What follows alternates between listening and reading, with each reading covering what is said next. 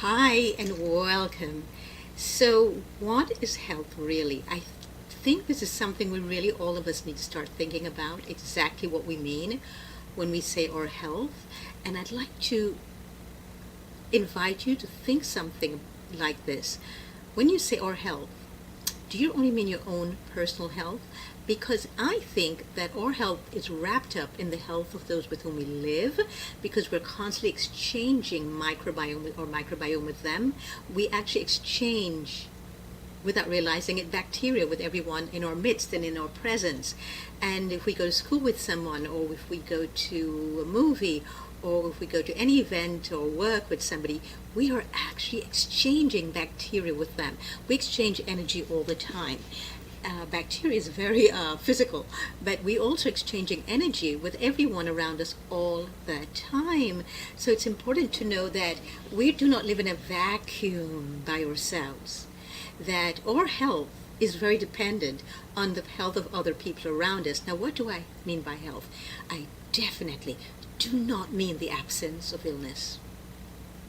It's interesting because the word DIS dash EASE, dis-ease, has now come into one word, disease. And it's now what people are used as a weapon to bring fear into people's lives. But we need to give up this idea that something exists outside of us, that there's some illness or disease that exists outside of us. It is only our own terrain, our own internal terrain, that allows us to be ill. So we need to start looking at health from a whole different viewpoint and look at family health, communal health. There was something interesting in the United States that when the refugees from Vietnam started coming to the United States, a lot of them were sent to the Midwest.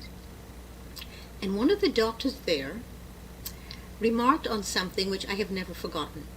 But he said that when he asked for his receptionist or the nurse to bring in the next patient, an entire bunch of people would come in all together at the same time if they were from Vietnam, and he would say, no, I need to know who's the patient here, and they say, we are. Because in Vietnam, the prevailing culture was that if one person is ill, then the entire family is ill. So you're not being blamed for illness in your family. You're not being told, I'm going to catch a cold because of you, or I'm going to get this disease because of you, I'm going to catch it from you, because there's no such thing. Because they understood that we're always exchanging energy with each other, and that illness has to do with the entire family. I would like to see mental illness and drug addiction be treated that way, that the whole family be looked at and not just treated, but look at the root cause of it. When you look at the root cause of anything, you will see that it's on a familiar level. It's the whole family, the whole community, and it has a lot to do with our own belief systems. Yes, I think we get ill because of our belief systems. So it's not just about what we eat or don't eat. Most people will say, I'm ill, or most docs, some of the more informed doctors or the newer natural living lifestyle doctors will say we're ill because of deficiencies. To me, the only deficiency is the lack of investment in ourselves, time to ourselves, time with ourselves, time to heal, focusing on the fact that we all, every single one of us, need healing. How do I know this? Because we're here on earth, and this is the reason why I think we are here, is to create healing, not only of our own selves, but with everyone else in our presence. And I really think that the only way to heal is from within. Healing can only happen, nothing can heal you. You can't take a herb. The most incredibly healing foods cannot heal you if you are not in a place of healing. Yes, we need to be in a place of healing all the time. And then we'll stop fearing anything outside of us. We'll stop fearing viruses and illnesses and disease and getting sick. And we will look at sickness as a gift, as a way to explore all the things that we need to heal within ourselves.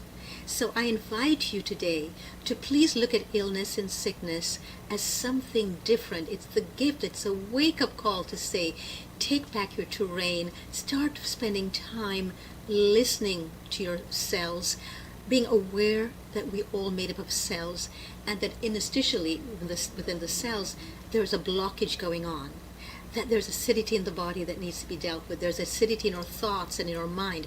So we can eat the most alkaline forming foods to so-called get rid of the acidity, but if our thoughts are acidic when we're eating it, and when we just screamed and yelled at ourselves or at somebody else, or we feel shame within ourselves when we're eating it, we're still going to turn it into an acidic product within our bodies.